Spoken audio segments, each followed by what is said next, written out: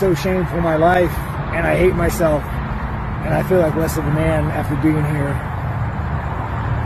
Oh God, why'd I agree to this? I thought to get the fuck out of there, man. I'm sick to my fucking stomach. That is fucked up. This is the most fucked up thing I've ever witnessed in my entire fucking life. I gotta go home and look myself in the mirror after that. I've never done anything so shameful in my life being a part of this. Sorry, guys. Try to hide with a friend, and next thing you know, your dignity is gone. Fuck. Yeah, sorry, guys. So Sean Strickland just admitted that attending Adin Ross's Brand Risk 14 event that happened on May 23rd, Saturday, at the Meta Apex Center in Las Vegas made him less of a man. And honestly, that statement says way more about influencer-style combat sports than most people actually realize. Contrary to what a lot of people may think and believe, I actually am highly entertained by it. I love it. I don't want it to go anywhere. In fact, in my opinion, I only think that influencer-style crossover events like this are only continuing to grow and evolve, and they're getting bigger, bigger, and bigger. And guys like Adin Ross is just filling in a need and providing us with some unbelievable entertainment. But that rant from Sean Strickland, if you guys watched the event, you guys know what I'm talking about. The whole time he was there, he was just complaining about something.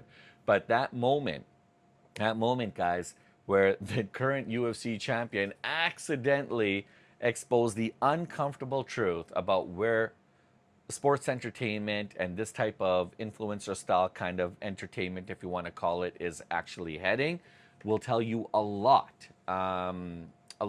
especially about his views, his beliefs.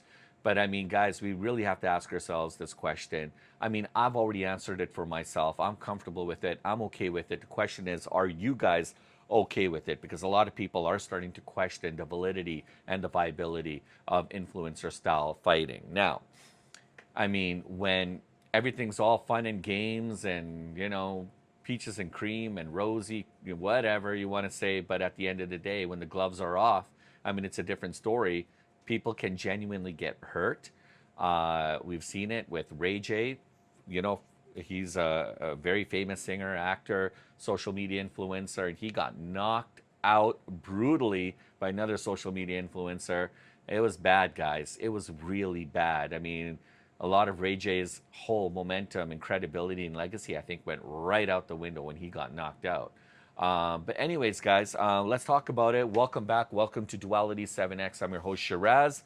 And I just kind of want to talk a little bit about Sean Strickland's comments. He left. He didn't even stick around for the main event to watch Johnny Manziel taking on Bob Emery. He didn't even stick around for that. He just took off. He volunteered to hang out to do some commentary on one other fight, more than he was supposed to, I think, but he didn't want to stick around. He was really appalled. It looked like he was actually quite disgusted that he was actually at this event. So anyways, guys, Saturday night, Las Vegas, at the Meta Apex Center, as I was talking about, Adin Ross, Brand Risk 14, absolutely entertaining. So many celebrities, personalities. It's getting a lot of attention now. I mean, Adin's doing an amazing thing. He's pulling in a lot of attention, especially not only in person, online, but from a lot of big corporations, sponsorships, all kinds of things are happening. Congratulations to him. It's moving forward. As I mentioned, a lot of celebrities in attendance, influencers. I mean, you had fighters, you got streamers, past and present fighters. I mean, there was chaos, brutality everywhere, guys. It was like a big, big madhouse of circus, and I love it. Sean Strickland at one point was doing a little bit of commentary alongside with Teofimo Lopez, Adin Ross, 6ix9ine was there doing commentary as well. Arman Tsarukyan, and of course, none other than our favorite Nina Drama.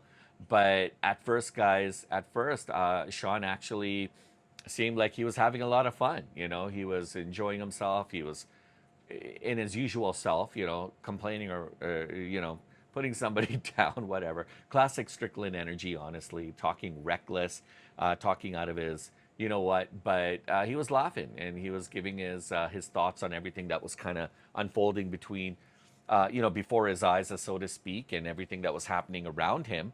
But at some point, something changed. something kind of like, I don't know if something turned him off. Somebody said something. I'm not sure. I mean, at one point, he even commented on Khamzat Chimaev's wrestling match against Dillon Danis during the event.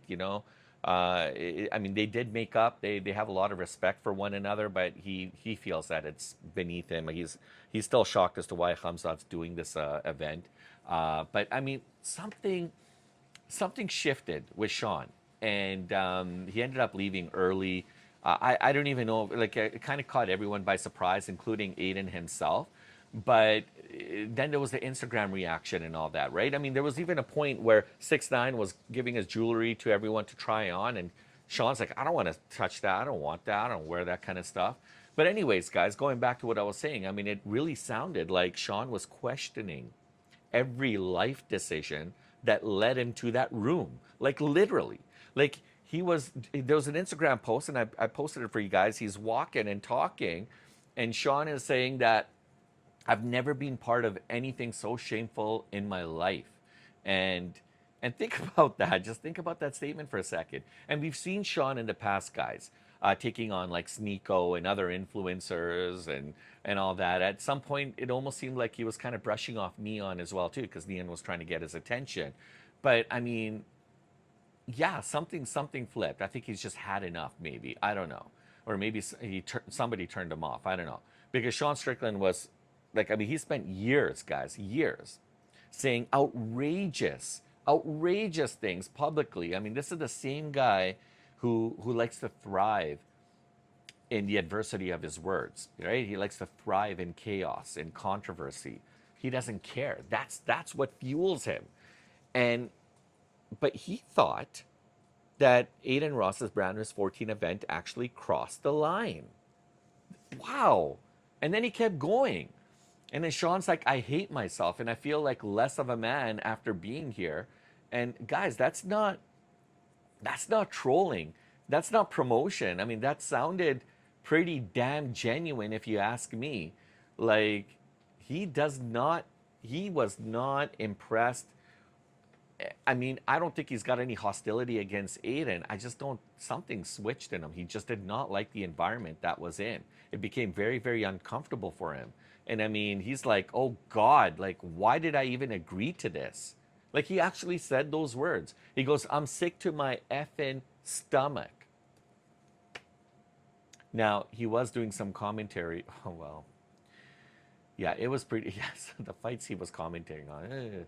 It was pretty bad. I mean, he goes, this is the most effed up thing I've ever witnessed in my entire effing life. And, there was, yeah. Now, obviously, Sean is a bit of he gets emotional. He gets dramatic at times. He speaks outrageous, as we're all aware of, right? And that's why I think a lot of people pay attention to him and his notoriety, so to speak. But when you actually listen closely to what Sean was saying here, there's something, I think there's something bigger, underneath it, because Sean may have just, I mean, if it's fair for me to say, I think he may have just became the face of a growing identity crisis, guys, inside this insane influencer style world of combat sports. And not even influencer. I think combat sports as a general. I think Sean could officially be the spokesperson for combat sports overall. Because here's the craziest part, and this is my opinion, of course, right? But this is the craziest part in all this, is that Sean isn't some retired fighter looking for some kind of relevance.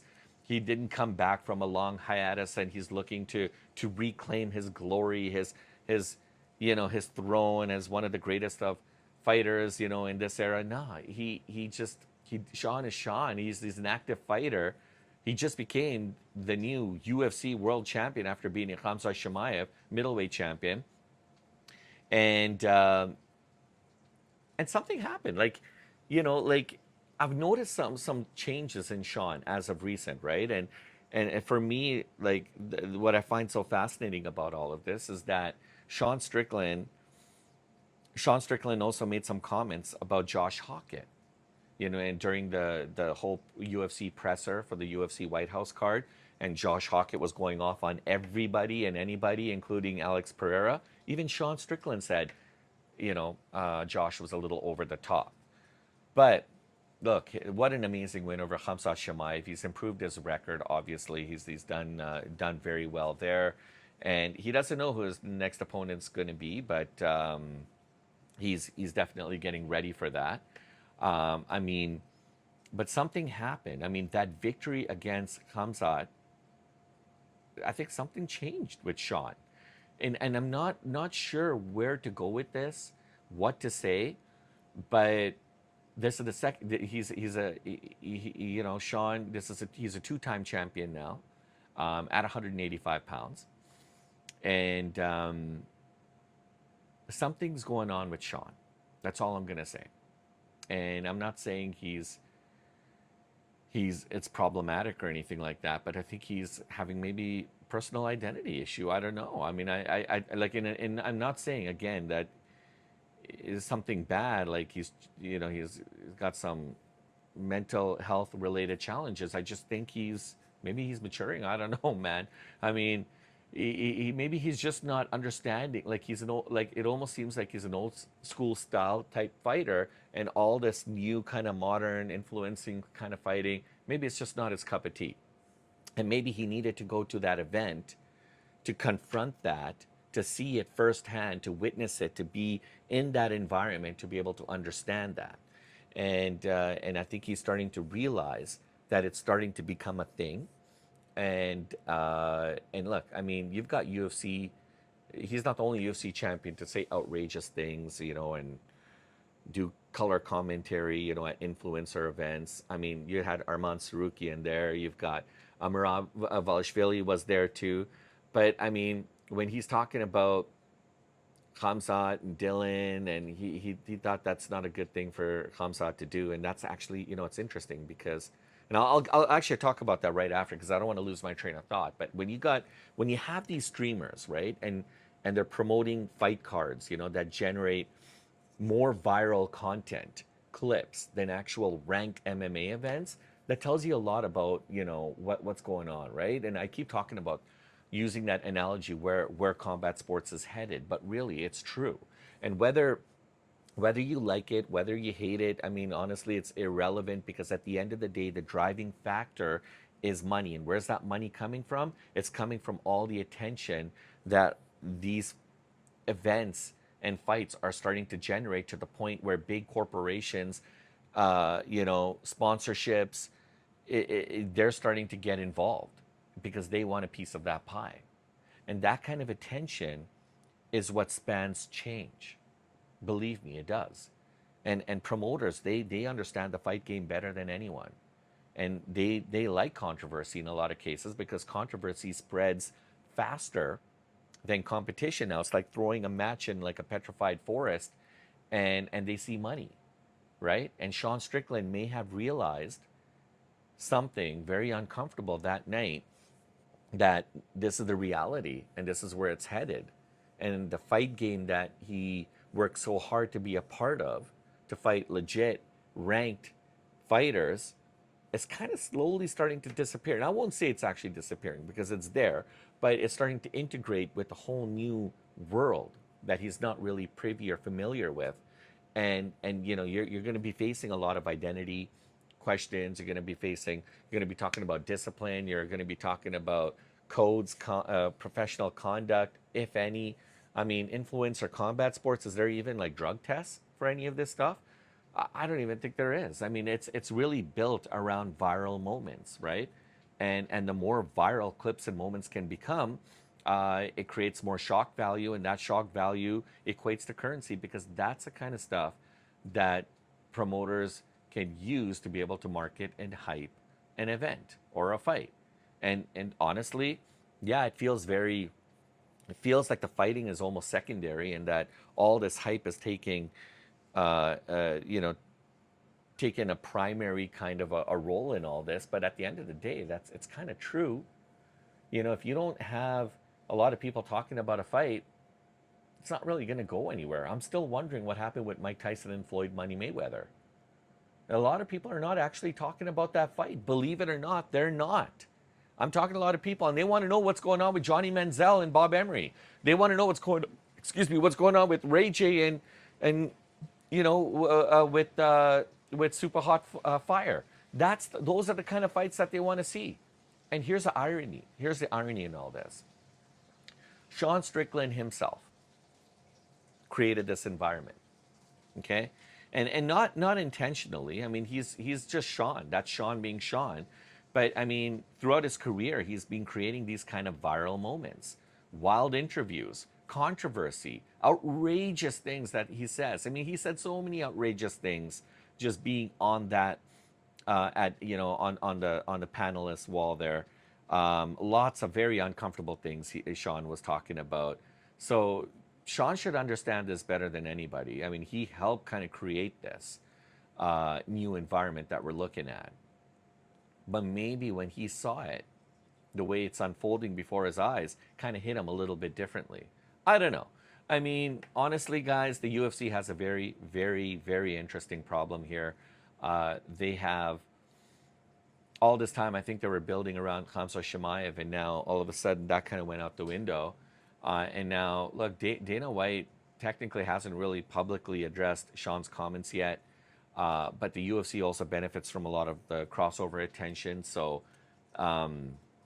it's going to be interesting to see. I mean, I'm sure there's going to be more news to follow on this, right? But these are the kind of events that bring younger audiences into the fray, right? Especially when it comes to the world of combat sports. Because now I'm talking to people who are super young who are actually genuinely interested in combat sports. And they actually know a lot of their influencers that they follow, but they also are starting to know who Arman Tsarukyan is. They're starting to know who Sean Strickland is. They're starting to know who Rampage Jackson is, a former UFC fighter. Crazy. And with the UFC Apex being associated with all of these events now tells you that line is really starting to get thin between influencer style fighting and legit MMA boxing, because I mean that wall's starting to be torn down, guys, and then the integration is already starting to happen. I used to say there was few different paths in the past. One path for MMA, one path for boxing, one path for these kind of crossover style events, but now they're all going down the same highway, guys.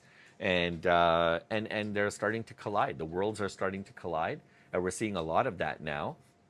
I mean, you're getting guys like UFC fighters like choking out like clavicular and or Dillon Danis, wrestling like.